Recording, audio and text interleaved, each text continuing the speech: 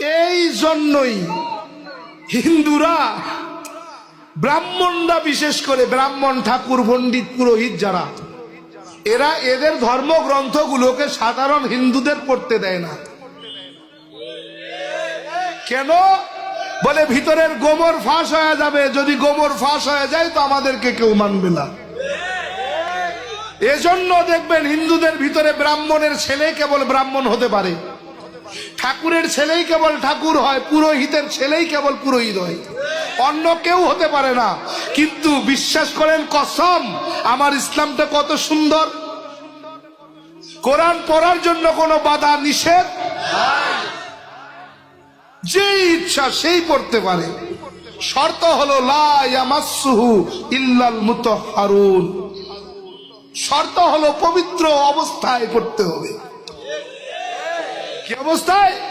পবিত্র অবস্থায় তুমি পড়তে পারবে, তুমি যেই হও না কেন।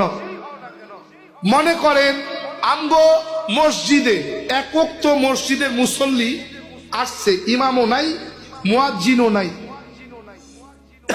ভালো মতো তিলাওয়াত পারে এরকম একজন মুসল্লিও নাই। হঠাৎ করে এক হাফেজ আসছে, কিন্তু তার বাবা সুইপার। হাফেজ আসছে, কি আসছে? হাফেজে কোরআন আসছে, কিন্তু তার বাবা কি? সুইপার। এখন বলেন তো, এই হাফেজ সাহেবরে দিয়ে কি নামাজ হবে? হবে? চিন্তা করো কেমনে। জাতিতে ছোট, সুইপারের ছেলে, ও হাফেজ, তাতে কি? কিন্তু সে তো ইমামের ছেলে ইমাম না, আলেমের ছেলে আলেম না। তারপরেও কি আছে? বিশুদ্ধ তিলাওয়াত আছে। হাফেজটা পরে রাখলাম, কি আছে? বিশুদ্ধ তিলাওয়াত আছে, বাস, আর কিচ্ছু লাগবে না। বিশুদ্ধ তিলাওয়াত যে করতে পারবে সেই ইমামের যোগ্য হয়ে যাবে। এটার নাম ইসলাম, এটাই ইসলাম, এটাই ইসলাম, এটাই ইসলাম। কিতাবুন আনজালনাহু ইলাইকা লিতুখরিজান নাসা মিনাদ যুলুমাতি ইলান নূর।